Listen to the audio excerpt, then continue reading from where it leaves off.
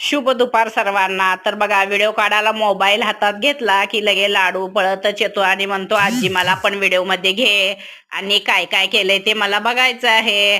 तर चल बाबा म्हणून लाडूला पण उचलून घेतलं आणि इथं केलेला फरसाण म्हणजे शेव पराठा.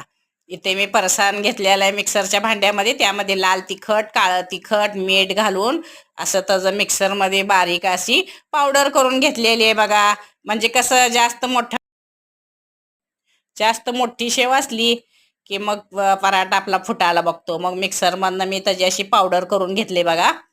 मग छान अशी पावडर झाली. थोडी म्हणजे लई पण बारीक करून घेतली नाही पिठावानी, अशी थोडी आरत बोबडच ठेवली आणि मोठी मोठी शेव काढून घेतली बघा त्यातली. मग त्याच्यामध्ये कांदा कोथिंबीर चिरून घातली, कारण कांद्याने जरा त्या मिश्रणाला ओलसरपणा येतो ना, पराठ्याला छान असा आपला मसाला चिटकून बसतो. मग कांदा पण मिक्स केला, कारण कांद्याने चव अगदी अगदी आपली कचोरी कशी असती ना तशीच लागती बघा. मग छान असं दोन असे चपात्या लाटून घेतल्या मी. मोठ्या मोठ्याच घेतले, म्हणजे एकदाच त्याचे 4 काप केले तर मस्त असा पराठा होतो बघा, समोस्यासारखा. मग मी असे त्याचे बघा सगळं असं मिश्रण, म्हणजे जे मसाला तयार केला होता ना ते सगळं असं दाबून दाबून भरून घेतले त्याच्यावर. आणि नंतर ना मग त्याच्यावर मसाला पसरून झाला की मग दुसरी पोळी लाटून घेतली त्याच्यावर, म्हणजे लाटून घेतलेलीच ठेवली होती अगोदर. मग त्याच्यावर असं झापून घेतली त्या मिश्रणावर दुसरी पोळी आणि छान त्याच्या कडा अशा दाबून दाबून चिटकवून घेतल्या बघा. नुसतं कड्याचा आणि मध्यम जे असं फुगलेलं असते ना ती बाजू तशीच ठेवली, अशी मधी काय मी दाबले नाही.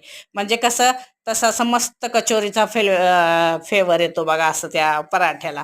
मग नंतर ना तव्यावर तेल घातलं आणि ते पराठा अलगद असा उचलून तव्यावर टाकला. मस्त असा झाला होता, अगदी फुटला नाही काय नाही, छान असा आपला शेव पराठा. आणि जास्त तेल लावून उलतं पालतं करून असं छान भाजलं ना एकदम कुसकुशीत असं होतं बघा. शेजारी बांधकाम चालू असल्यामुळं बघा इतका आवाज येतोय ना, फरशाचं काम चालू आहे. पराठा आपला उचलून छान असं भाजून घेतला मी दोन्ही बाजूनी, छान तेल लावून खरपूस असा.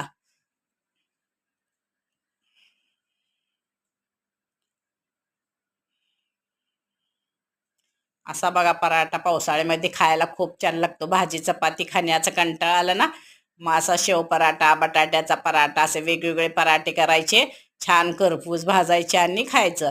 म्हणलं चला स्वयंपाक पण केला होता पण भाजी चपाती खायचा कंटाळा चला होता, म्हणून मी केला असा शेव पराठा. बघा नक्की तुम्ही पण करून असा शेव पराठा, खायला तर खूपच छान लागतो बघा. कुठल्या पण चटणी सोबत, सॉस सोबत हे पराठा खायचा.